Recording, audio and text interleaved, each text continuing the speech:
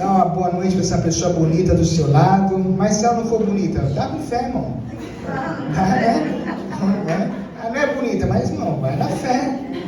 A Bíblia diz que não é pelo que a gente não anda por aquilo que a gente vê, né? Mas é por aquilo que a gente crê, né? Crê que a pessoa do lado seja mais bonitinha possível.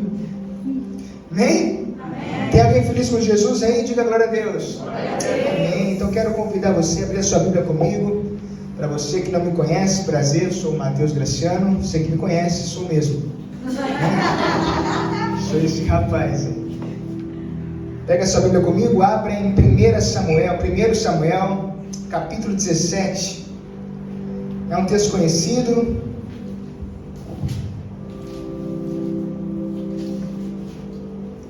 E eu quero conversar com você essa noite sobre ele. Nós vamos ler do versículo 34 ao 37, que é uma resposta de Davi. Então os tópicos sairão de outros versículos e você vai entender na conclusão por que disso, essa loucura toda. Nós vamos ler do versículo 34 ao 37, o tema do sermão de hoje é Sei Quem Sou em Deus. Quando você sabe quem você é em Deus, não importa a opinião alheia ou o que for dito ao seu respeito, nós temos uma palavra. Você que achou, diga amém?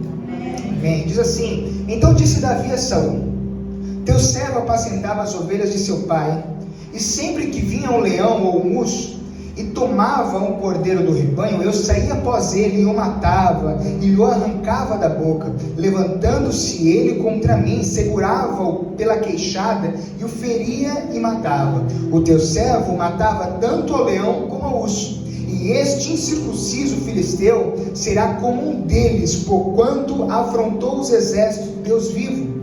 Disse mais Davi: O Senhor me livrou das garras do leão e das garras do urso, me livrará da mão desse filisteu. Então disse Saul a Davi: Vai, e o Senhor seja contigo. Senhor, obrigado por esse texto, que ele venha falar conosco de uma maneira poderosa, em nome de Jesus, amém. Você já ouviu muitas mensagens a respeito de Davi e Golias, e eu não vou entrar muito nesse detalhe de Davi e Golias, mas eu quero entrar um pouco antes. Quando eu sei quem eu sou em Deus, há uma grande preocupação que eu vejo, que a maioria das pessoas não sabem quem elas são em Deus. E elas oscilam porque elas são, na era que a gente vive, o ser humano tem sido pautado por opiniões alheias. Ele é movido por uma curtida no Facebook, no Instagram, uma opinião de: e aí, como que foi hoje? Uma bênção. Se a pessoa falar que não foi, já acabou a semana dela, já acabou o dia dela. Só que eu acho muito interessante, porque Davi não está muito preocupado que ele viveria no público, porque ele tinha uma vida no secreto com Deus. E aí eu percebo algo: a maioria das pessoas que não tem uma vida íntima com Deus se preocupa muito com o que os outros pensam. Porque quem tem uma vida íntima com Deus não está muito preocupado com o que acontece fora. Porque sabe que no quarto que ele entra e busca Deus, ali ele tem uma intimidade com Deus da palavra, um Deus que não volta atrás, um Deus que está com ele quando ninguém está vendo, e o mesmo Deus que está com ele quando os outros estão vendo. Mateus diz que, Jesus disse em Mateus: entra no teu quarto, fecha a tua porta, e o Deus que te vê em oculto te recompensa no público. E a gente sempre quer ser recompensado no público, mas a gente nunca quer entrar no secreto. Nós não somos mais conhecidos como a geração que ora. Eu repito. Nós não somos conhecidos como uma geração que jejua. Nós não somos mais conhecidos como uma geração que tem uma experiência com Deus. Quem é crente aqui há mais de 20 anos? Não sei condenar a idade, esquece isso. Mais de 20 anos, diga amém. Amém, né? Antigamente, a gente via graveto pegar fogo, não é verdade? Subia num monte para ver graveto pegar fogo. Alguém estava enfermo, a gente sabia que se ela fosse na igreja, o pastor orasse, a irmã do copo orasse, Deus ia fazer alguma coisa. A gente tinha medo de ter um culto em pecado, porque sabia que tinha a irmã do copo, que ela ia revelar o oculto profundo, não é verdade? Irmão, quando a irmã começar a fechar o olho e marchar, a gente fazia o quê? Banheiro. Dava uma vontade louca de ir no banheiro. Hoje a gente não tem mais isso. Por que a gente não tem mais isso hoje? Porque Deus mudou? Não. Nós mudamos. Nós estamos esquecendo que Deus ele não quer só se revelar no público. Deus ele é um Deus de particularidade. Deus é um Deus de intimidade. É um Deus de provisão no nosso secreto. Ninguém sabia o que Davi tinha enfrentado no secreto, mas Deus sabia. Ninguém sabia que o urso tinha se apresentado diante dele, mas Deus assim sabia. Indubitavelmente pensamos que não somos amados por Deus porque nós não estamos em evidência. Às vezes nós achamos que não somos amados por Deus porque nós não estamos em lugares de destaque. Mas quem diz que está em lugar de destaque quer dizer que Deus nos ama. Eu trago um pensamento: quem não consegue vencer no secreto dificilmente vencerá no público. É só você analisar essa história. Todo mundo queria ter força para vencer o gigante, mas não tinha. E alguém esquecido tinha força.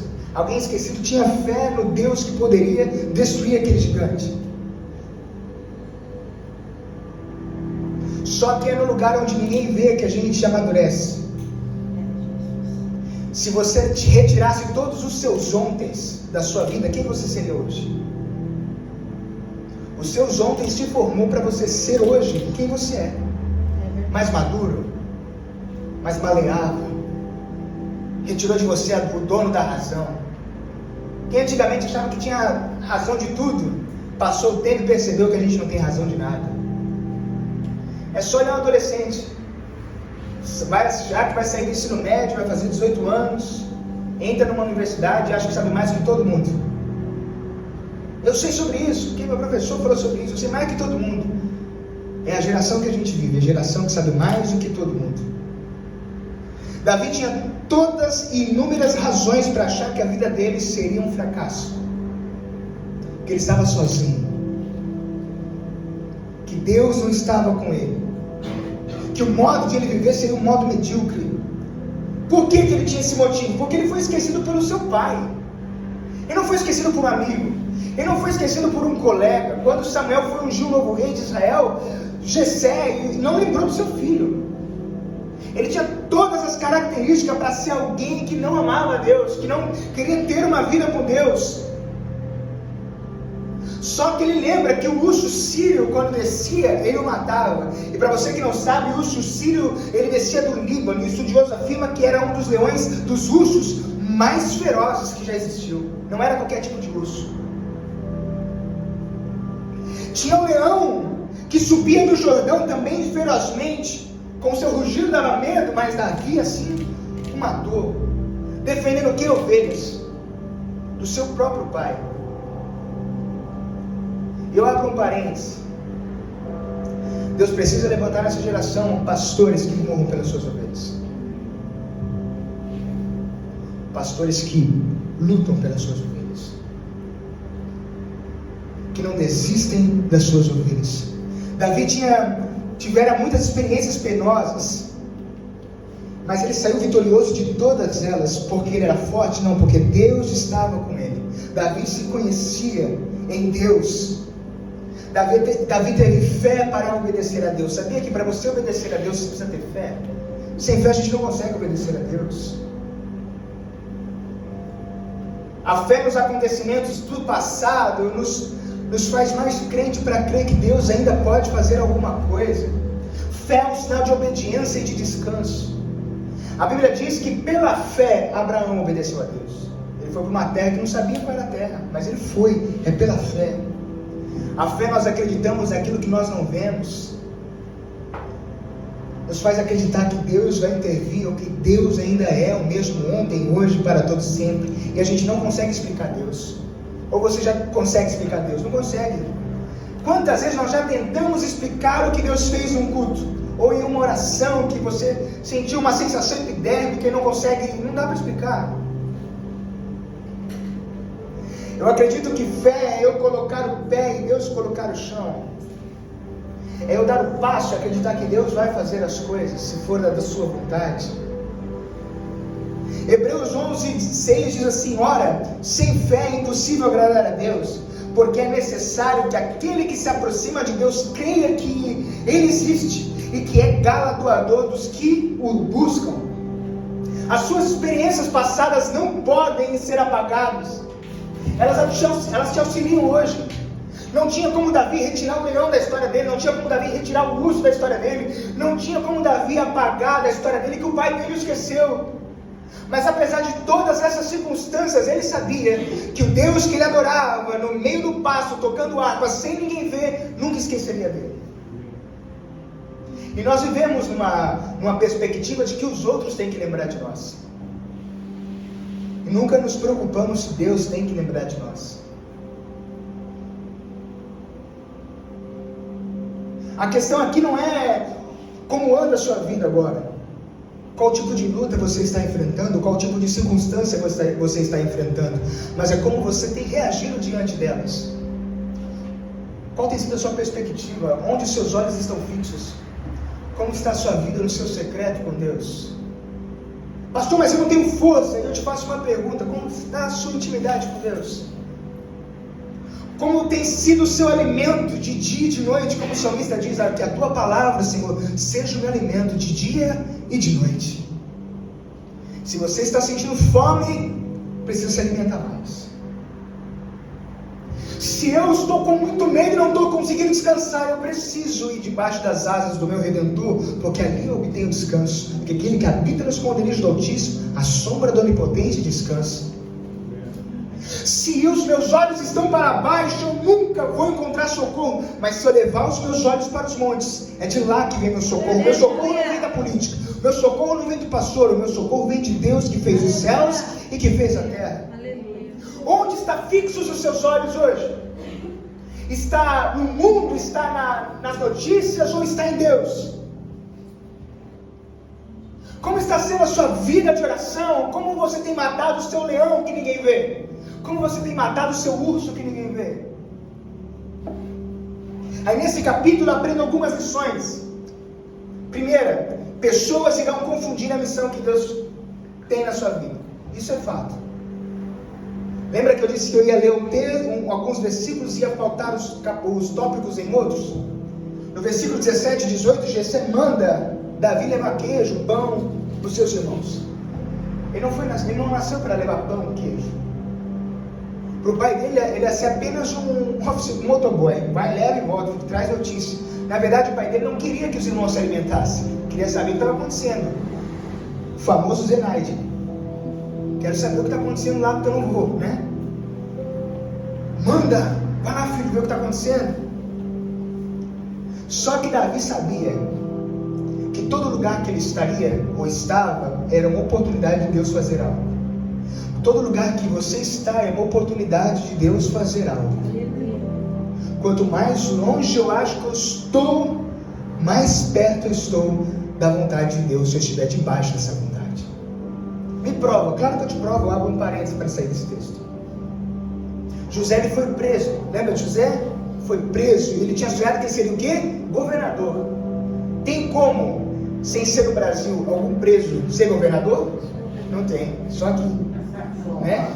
Mas na Bíblia, José estava lá embaixo, preso. Teoricamente, ele estava longe do sonho dele. Teoricamente, estava longe do projeto que ele tinha sonhado com Deus. Só que a prisão era embaixo do lugar onde o faraó sentava. Ao mesmo tempo que na cabeça dele, geograficamente, ele estava longe, ele estava mais perto do que ele imaginava, porque era só ele subir alguns degraus. Mesmo que a gente esteja vivendo o que não queria viver, se nós estivermos na vontade de Deus, nós só estamos à distância de alguns degraus para viver o que Deus tem para a nossa vida. E aqui não é uma palavra de autoajuda, é para que você creia que mesmo que tudo esteja fora do seu controle, ainda continua no controle de Deus. Mesmo que tenha saído dos vãos dos seus dedos, ainda continua no controle de Deus. E por que o pai dele pede para ele levar pão, queijo, coisas integrais para os seus irmãos? Porque Davi não era guerreiro, Davi não tinha físico de guerreiro. Davi tinha uma estatura de 1,5 m, era magrinho. Devia ser bravo, porque todo baixinho é bravo, não é? Baixinho é bravo, irmão. Se vai brigar na rua com um baixinho, ele é maluco, ele vai para cima. Mas ele era bonitinho, a Bíblia diz que ele era bonito, ele era formoso, mas ele não tinha estatura de guerreiro. Mas Deus não escolhe quem tem estatura. Deus não escolhe quem tem currículo. Deus não escolhe quem tem indicação. Deus não escolhe quem é mais bonito ou menos bonitinho. Deus simplesmente escolhe. E não tem como a gente contestar com isso.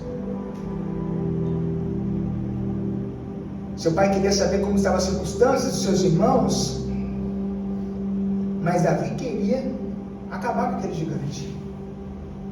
Porque Davi sabia quem ele era em Deus. Mesmo que ele esteja levando pão, mesmo que ele esteja levando trigo, mesmo que ele esteja levando queijo, eu sei quem eu sou em Deus. Porque afinal, não é todo dia que você mata um leão e um urso. Não é? Alguém já matou um leão aqui? Já matou um urso? Uma capivara? Um rato? Para matar um rato não é uma luta? Imagina um leão, irmão.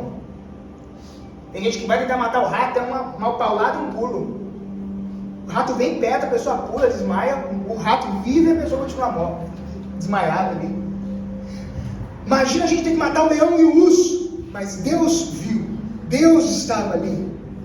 Mesmo que o pai dele não tinha essa credibilidade nele, mesmo que os familiares não tinham essa credibilidade nele, existe uma palavra em Provérbios 16:1, ao ser humano foi concedido a capacidade de planejar, mas a última palavra vem de Deus. Você pode fazer os seus planos, você pode fazer os seus pensamentos, anotar, fazer os seus projetos, mas a última palavra vem de Deus. Mesmo Jessé planejando que Davi iria levar o pão, iria levar o trigo, iria levar o queijo, a última palavra viria de Deus. Porque ele deve ter pensado, ele vai, ele entrega o pão, o queijo, o trigo e volta logo. Ele não imaginou que Davi iria querer ficar. Então Davi pensou, ele está confundindo a minha missão, mas eu sei quem eu sou, eu vou usar a confusão da mente dele para chegar onde eu quero. E eu preciso chegar nesse gigante. As coisas não vão ficar assim. Você tem uma palavra de Deus a seu respeito, não importa o que falam, o que pensam, quem está no controle da sua vida, da sua casa, da sua história, é Deus. Aleluia. Mesmo que alguém chegue e confunde a sua missão, confunda quem você é. Quando você tem intimidade com Deus, nenhuma opinião alheia, nenhum pensamento alheio, nem nada pode confundir quem você é em sua essência.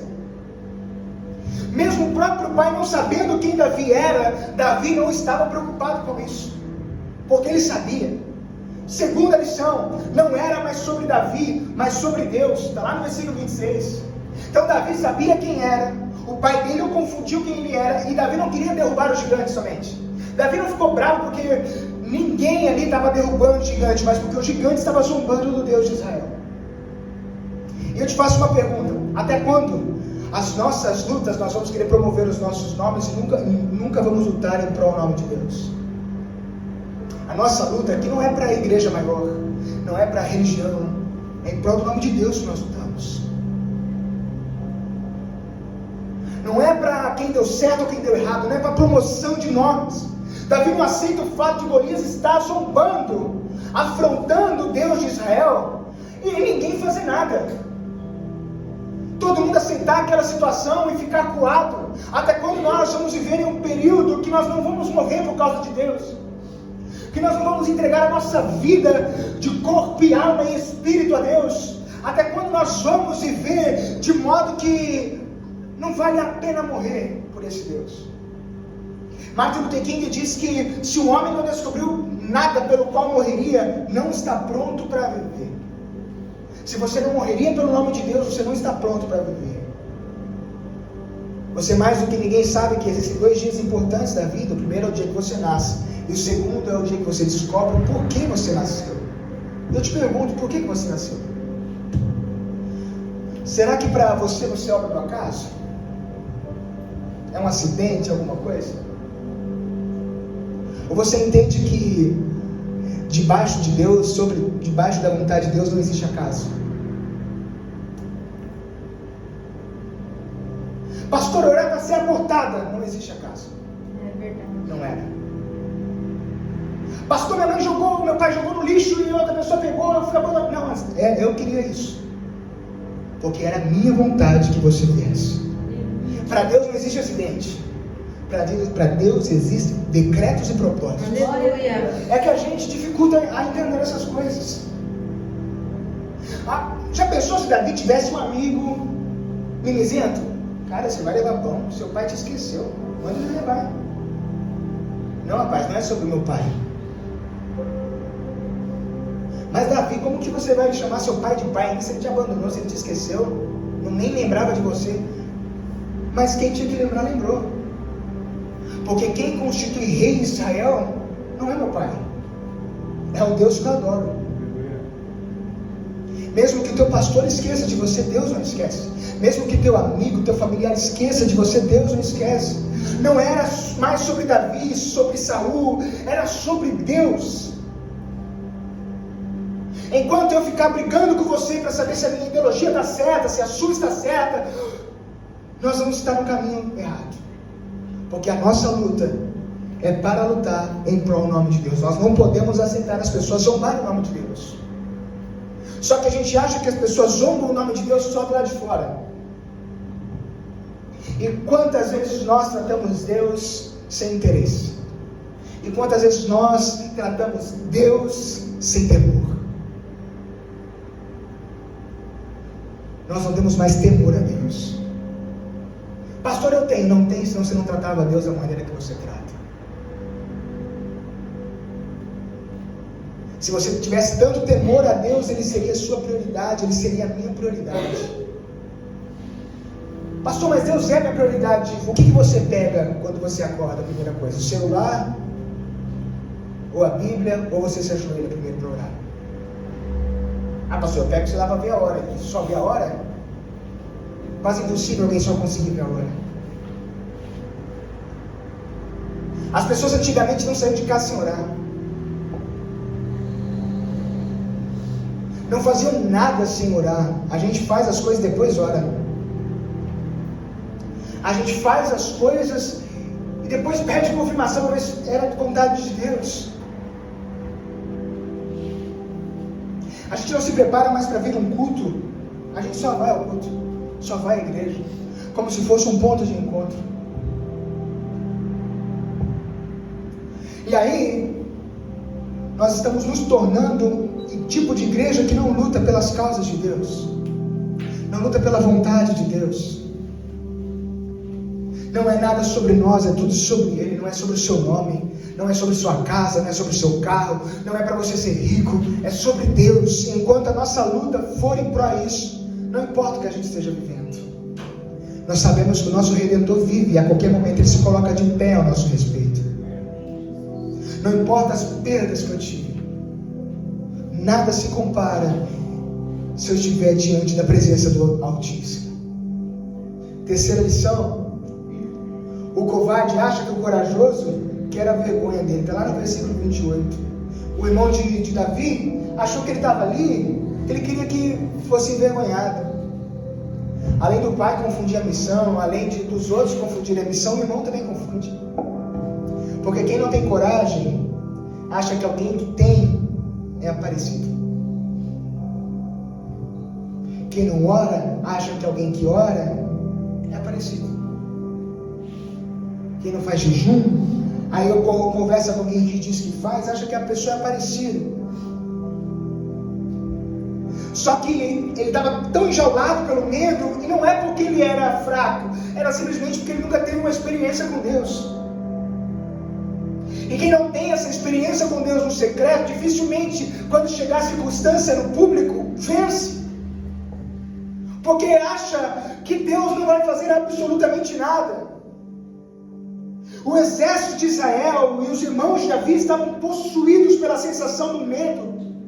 Mas Davi estava cheio de fé, porque ele sabia que o mesmo Deus que deu força para ele vencer o leão, o mesmo Deus que deu força para ele vencer o urso, é o mesmo Deus que vai dar força para ele glorificar a Deus derrubando aquele gigante. Davi não queria que o nome dele fosse glorificado. Davi não queria que a multidão cantasse: Saul matou 1000 e Davi matou 10.000, não. Davi queria somente que o filisteu parasse de zombar de Deus. Porque era o Deus que estavam zombando, era o Deus que ele adorava na harpa. É o Deus que não abandonou ele. É o Deus que não deixou ele. E às vezes nós estamos igual Pedro. Pedro negou Jesus, e a Bíblia diz que Pedro seguia de longe. Quantas vezes nós estamos seguindo Jesus de longe? Estamos distantes, estamos longe, estamos apagados. Hebreus 11:3 diz: pela fé compreendemos que o universo foi criado por intermédio da palavra de Deus e que aquilo que pode ser visto foi produzido a partir daquilo que não se vê. Nós não vimos Deus dizendo haja, mas foi criado através do haja. É por essa fé que nós caminhamos, é por essa fé que nós seguimos. Mesmo que eu não esteja vendo absolutamente nada, eu sei que Deus está liberando algo ao nosso respeito. Toda palavra liberada no mundo espiritual, se for da vontade de Deus, ela acontece no mundo físico. Só que a gente não crê mais nisso, ou crê? É igual aquela história que Jesus está parado dentro de uma casa e coloca um paralítico do telhado. Você conhece essa história? Desce um paralítico, aí os escribas e fariseus ali discutindo mentalmente: o que ele vai fazer agora, hein? O que vai acontecer aqui? Aí Jesus chega para o paralítico e diz: seus pecados estão perdoados. Eles pensam: quem é esse para perdoar pecados? Aí Jesus faz uma pergunta crucial: o que é mais fácil de dizer? Perdoados estão seus pecados ou levanta e anda? Perdoados são seus pecados. Por quê? Você teria coragem de chegar um paralítico aqui agora e você dizer levanta e anda? Mas teria coragem de dizer assim: Deus vai perdoar seus pecados. Porque o levanta e anda não é no mundo espiritual, a gente tem que ver. E não dá para dar golpe. Não, ele está levantando no espírito. Não, tem que levantar agora, que ele é manco, ele é paralítico. Tem que andar, tem que mexer os dedão. É sobre isso. A gente não tem mais fé para dizer levanta e anda.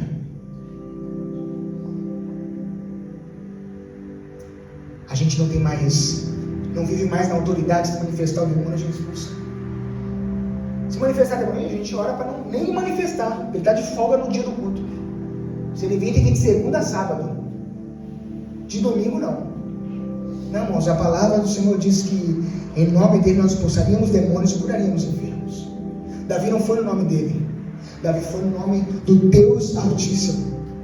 As circunstâncias às vezes nos trazem incertezas. E quem nunca teve incerteza? Quem nunca achou que Deus o abandonaria? Eu nunca achei. Mentira, todos nós já achamos. Quem nunca pensou que Deus está demorando? Todo mundo já pensou. E Deus está demorando. Quem nunca achou que Deus esqueceu de mim? Todos nós já pensamos. Quem nunca se comparou com a história do outro? Mas o fulano é pior do que eu, e Deus já fez na vida dele. E não fez na minha. Por quê? Porque ele não quis. E a gente não está preparado para ouvir esse porque não quis. Já parou para pensar se Deus responde isso? Por que Deus você não fez na minha vida? Porque eu não quis, Mateus. Você não tem estrutura para isso. Você é menino ainda. Você é egoísta. Você não quer que eu faça para que o meu nome seja glorificado. Você quer que eu faça para promover o seu nome. E enquanto for para a promoção do nosso nome, nós estamos com os valores invertidos.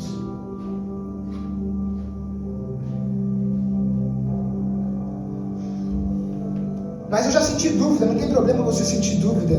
Mesmo se você lá no seu interior você sabe que Deus pode fazer algo. Nós já oramos com dúvida. Você já falou para a pessoa do lado: tenha fé sem você ter fé. Deus te matou por isso? Não. Você já orou sem crer que Deus poderia fazer algo? Você já disse: eu vou ser curado, mesmo sabendo que você não tinha fé nenhuma para tomar posse daquilo. Mas mesmo assim, Deus fez. E aí hoje nós estamos aqui para que nós venhamos lembrar que o mesmo Deus que nos fez vencer o urso, vencer o leão, é o mesmo Deus que está conosco. Mas basta eu saber quem eu sou nele. E aí como eu sei quem eu sou nele? Quando eu tenho uma vida de intimidade com ele. Quando eu não tenho interesse que ele faça algo.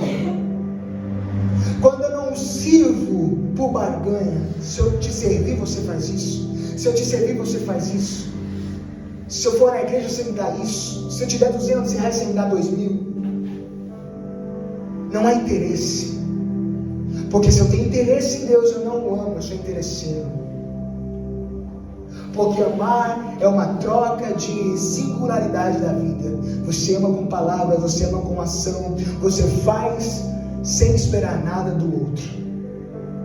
Quando eu digo que eu amo a Deus e sirvo o Deus que eu amo, eu sirvo a todos. Eu luto por uma ovelha que meu pai não está vendo, não vai nem lembrar que eu matei um leão para defender a ovelha do meu pai. Ninguém sabe a quantidade de ovelha que ele tinha. Mas já parou para pensar se ele tem 1000 ovelhas? Morre uma, faz muita falta? Não. Mas eu acredito que todas as circunstâncias que Deus colocou diante de Davi era para ver onde estava o coração dele.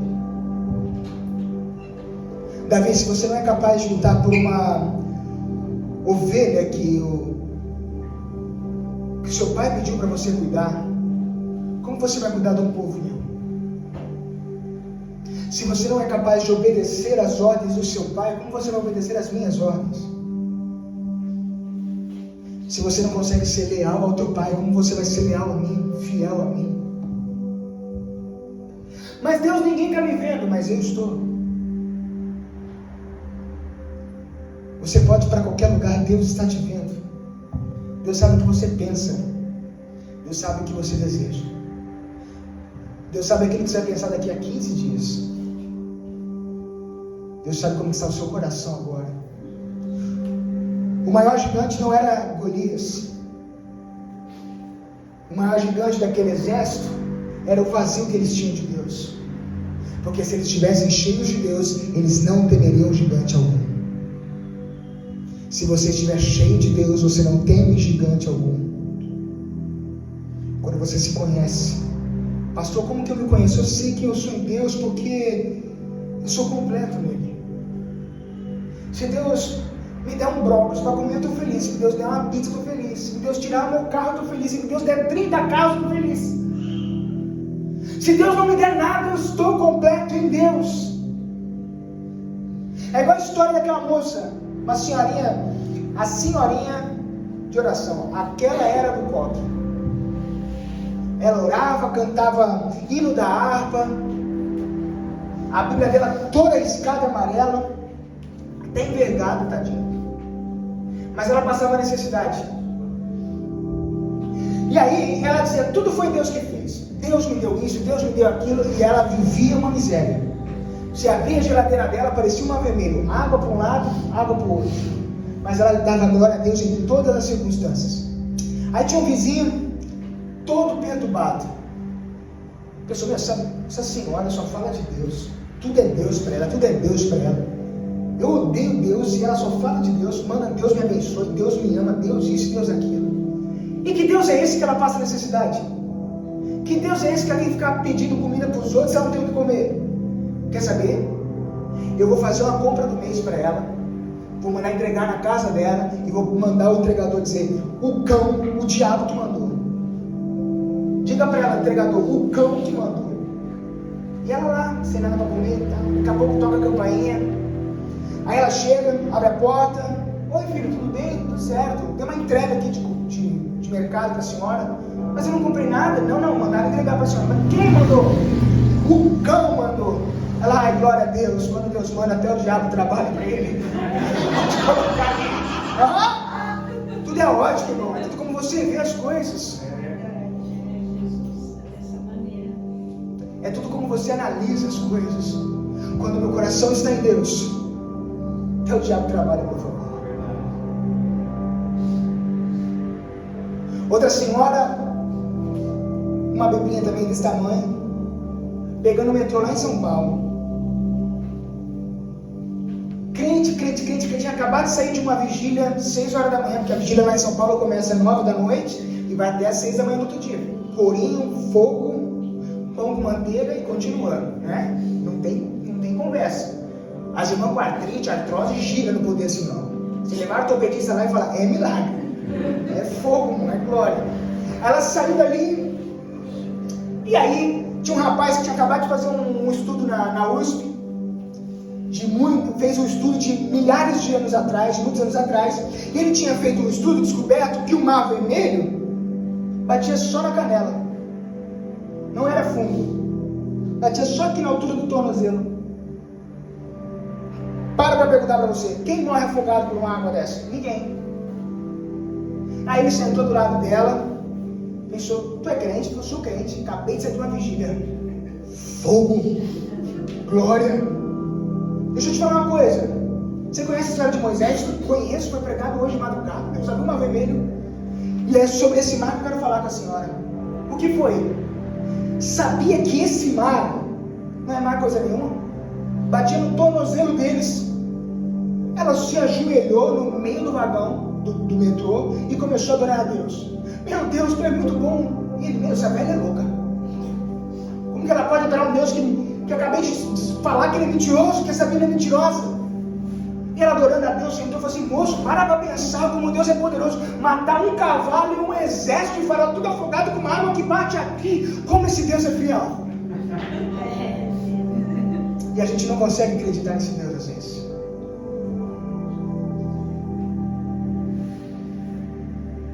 Porque você não sabe quem você é. Porque se você soubesse quem você é em Deus, se você tivesse experiências com Deus, você ia fazer igual essa senhorinha, se ajoelhar e agradecer a Deus. Saiu do meu controle? Não, está no controle de Deus. Confundiram quem eu sou, não importa. Quem não pode confundir é o Deus que está nos céus. Davi, por que você vai lutar por conta desse Deus? Porque esse Deus me viu quando meu pai me esqueceu. Como eu posso não lutar por ele? Como eu posso não pregar sobre ele se ele deu seu filho para morrer por mim? Como eu posso virar as costas para um Deus que me amou de tal maneira, que não hesitou em entregar o seu filho para morrer por mim? Como eu posso não falar que Deus é bom, sendo que Isaías diz que pelas pisaduras dele nós somos sarados, e a paz que nós temos, ele levou todos os nossos castigos. Como eu posso virar as costas para esse Deus, sendo que ainda que uma mãe ou um pai esqueça do filho que amamenta, Deus todavia lembrará de nós? Como você pode servir esse Deus de meia boca, sem se entregar por inteiro, sem orar de forma séria? Como a gente pode servir a Deus de maneira medíocre, sendo que esse Deus nos ama, nos elegeu, nos escolheu, não nos abandona, não retrocede, não vira as costas para nós? Como eu posso viver de maneira que, como se esse Deus não fosse nunca voltar, se a ira dele não fosse se acender sobre nós? Pastor, eu não quero, então vive assim mesmo. Vive essa vida sem buscar a Deus, levando a Deus de brincadeira, achando que a igreja é algo qualquer. Se for para vir aqui, servir a Deus, nem vem, fica em casa, vai embora. Não preciso do seu dinheiro, não preciso do seu dízimo, eu não preciso nada seu. Se vem aqui para não prestar atenção, vai embora, não fique aqui. Nós estamos aqui para cultuar um Deus que é sério, que é santo, que é imutável, e um dia Ele voltará e nós vamos cultuá-lo presencialmente. Até quando nós vamos viver e servir um Deus como se Ele não existisse? Ah, pastor, não gostei, não estou aí com você, irmão. Não estou preocupado se você gosta, se você deixou de gostar. Ah, pastor, mas se eu não der meu dízimo, vai fechar a igreja, não tem problema, a gente faz o culto no carro, em qualquer lugar. Nosso compromisso é exclusivo com Deus. Enquanto nós pararmos de ficar lutando por causas que não são nobres, nós estamos perdendo forças. Mas a nossa luta é em pronome de Deus, porque existem pessoas que precisam ouvir Deus, que precisam ser alcançadas por Deus. Sua família precisa ser alcançada por Deus. Seus amigos precisam ser alcançados por Deus. Não cai nessa onda de saber, ele é salvo, ele não é salvo, não prega. Não prega para todo mundo. Você não sabe quem é salvo e quem não é salvo. Prega para todo mundo. Vai para cima de todo mundo. Joga Jesus no peito de todo mundo. Nós temos que crer que nós somos uma geração que não vai se corromper diante de nenhum sistema. Nós não vamos abrir mão do Evangelho. Nós não vamos abrir mão da causa chamada Cristo. Até que Ele venha, nós vamos pregar o Evangelho. Porque Deus é bom e a sua misericórdia dura para todos sempre. Tem gente que diz que Deus não conta com você, mas Deus conta sim. Eu li um texto em Atos que diz que nele nós existimos, nele nos movemos e nele nós vivemos. É por Ele que nós existimos, é por Ele que nós nos movemos e é por Ele que nós vivemos. Te faço uma pergunta antes de você se colocar de pé. Você está vivendo por Ele? Você está se movendo por Ele? Você está existindo para Ele? Se coloca de pé no seu lugar.